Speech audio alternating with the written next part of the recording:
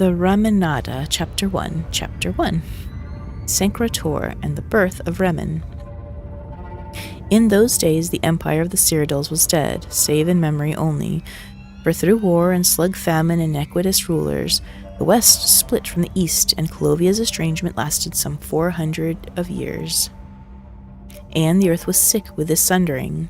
Once worthy western kings of Anvil and Sarchel, and Falkreath and Dolodil, became through pride and habit as like thief-barons, and forgot covenant. In the heartland things were no better, as arcanists and false moth priests lay in drugged stupor or the studies of vileness, and no one sat on the throne in dusted generations. Snakes and the warnings of snakes went unheeded, and the land bled with ghosts in deepest holes unto cold harbors. It is said that even the Shem El Adabal, the amulet of the kings of glory, had been lost, and its people saw no reason to find it. And it was in this darkness that King Harald set out from the lands beyond Lost Twill, with a sortie of questing knights, numbered 18 less 1, all of them western sons and daughters. For Harald had seen in his visions the snakes to come, and sought to heal all the borders of his forebears. And to this host appeared at last a spirit who resembled none other than Elestia, queen of ancient times, who bore in her left hand the dragon fire of the Akatosh, and in her right hand the jewels of the covenant, and on her breast a wound that split void into her mangled feet. And seeing Elestah and Shemel Adabal, Harald and his knights wailed, and set to their knees, and prayed for all things to become as right. Unto them the spirit said, I am the healer of all men, and the mother of dragons. But as you have run so many times from me, so shall I turn until you learn my pain, which renders you and all this land dead.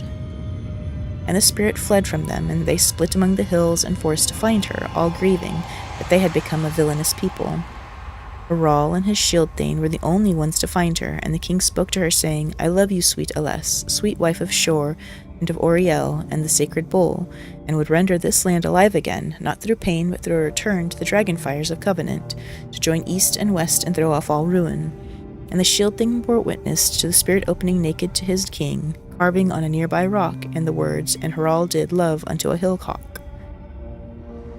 before dying in the sight of their union. When the 15 other knights found King Harald, they saw him dead, after his labors against a mound of mud. And they parted each in their way, and some went mad, and the 2 that returned to their homeland beyond Twill would say nothing of Harald, and acted ashamed for him. But after 9 months that mound of mud became a small mountain, and there were whispers among the shepherds and bulls. A small community of believers gathered around that growing hill during the day of its first churning, and they were the first to name it the Golden Hill, Sancrator.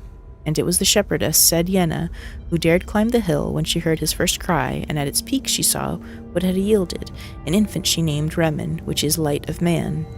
And in the child's forehead was a Chem-al Adabal, alive, with the dragon fires of yore and divine promise, and none dared obstruct, said Yenna, when she climbed the steps of White Gold Tower to place the babe Reman on his throne.